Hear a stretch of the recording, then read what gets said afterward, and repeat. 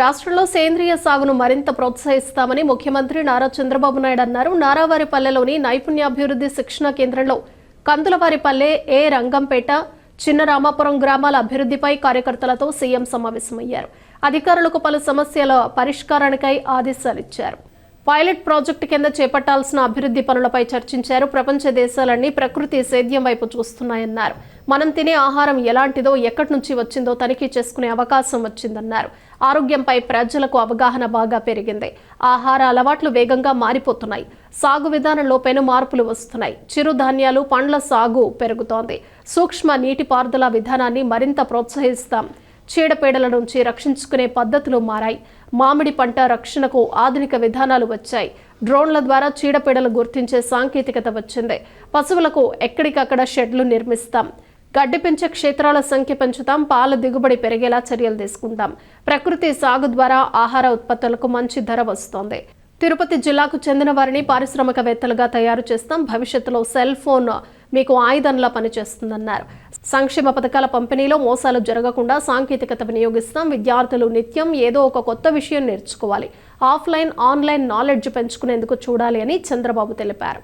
Class కి 1 kilometre చంద్రగిరికి వెళ్లేవాడిని. 5 కిలోమీటర్లు 6 కిలోమీటర్లు వాగులు వంకలు దాటుకొని లేవంటే రోడ్లో పోయి చదువుకున్నాను, కష్టపడ్డాం. నాకు అవకాశం వచ్చింది. కానీ నాతో పుట్టిన వాళ్లకు అవకాశం వచ్చినా కూడా ఉపయోగించుకోలేకపోవచ్చు, రావకపోవచ్చు. అందువల్ల ఇంకా కిందనే ఉన్నారు. అందుకే నేను ఇప్పుడు తీసుకొచ్చే విధానం ఏంటంటే, ప్రభుత్వం, ప్రైవేట్, ప్రజలు ఎవరైతే ఇంకా పేదరికంలో ఉన్నారో వారిని పైకి తీసుకొచ్చే బాధ్యత తీసుకుందాం. ప్రభుత్వం ఖర్చు పెట్టే డబ్బులు ఖర్చు పెడతాం. వాళ్ళు డబ్బులతోనే పైకి రారు. వాళ్ళకు మెంటరింగ్ చేయాలి. వాళ్ళకు వాస్తవాలు చెప్పాలి. వాళ్ళకు కూడా అందుబాటులో ఉండాలి. ఈ రోజు ఒక వ్యక్తికి మెంటర్ చేస్తే సక్సెస్ రేట్ చాలా వస్తుంది. కొంతమంది స్వతహాగా పైకి వస్తారు. స్వతహాగా పైకి రాలేని వాళ్ళని పైకి తీసుకొచ్చే బాధ్యత మనం తీసుకోవాల్సిన అవసరం ఉంది. దానికే ఈ రోజు P4 పాలసీ తీసుకొచ్చాను.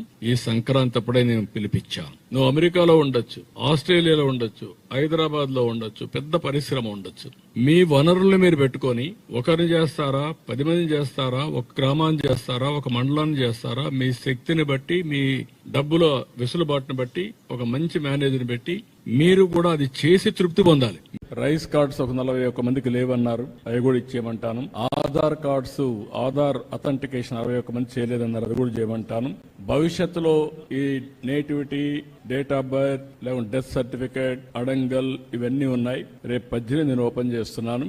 ఒక వాట్సాప్ గవర్నెన్స్ పెడుతున్నా. మీరు ఏ పని ఉన్నా మీరు ఒక లెటర్ పెట్టేస్తే మీకు కావాల్సిన సర్టిఫికేట్ ఆటోమేటిక్ గా మీకు వచ్చేట్టుగా యాక్సెస్ ఇచ్చేస్తాం. కొన్ని టెక్నాలజీస్ చాలా వచ్చేసాయి. డ్రోన్ పంపిస్తే, సెల్ ఫోన్ లో ఒకసారి టెస్ట్ చేస్తే పెస్ట్ ఉందో లేదో చూసుకోవచ్చు. మనం మ్యాంగో వేస్తున్నాం. ఒక్కొక్క సంవత్సరం పంటే రావడం లేదు. ఆ తెగులు రావడం గానీ ఇంకోటి గానీ వీటితో మొత్తం పోయే పరిస్థితి వచ్చింది. ఇప్పుడు పామాయిల్ ఉంది. పామాయిల్ ఏం చేస్తున్నారంటే ప్రైవేట్ వాళ్ళందరూ చేస్తున్నారు.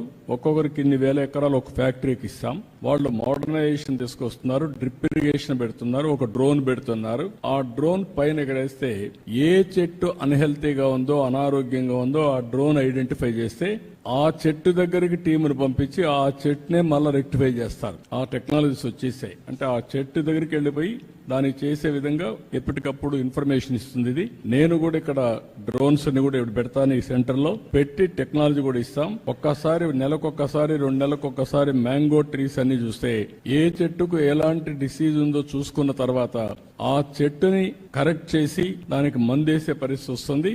దాన్ని కరెక్ట్ చేస్తాం. దానివల్ల మీకు పంట ఏమాత్రం దిగుబడి తగ్గకుండా, రైతుకు నష్టం లేకుండా వచ్చే పరిస్థితి వస్తుంది. దీనికి కూడా శ్రీకారం అన్ని పంటలకు అది చేద్దాం.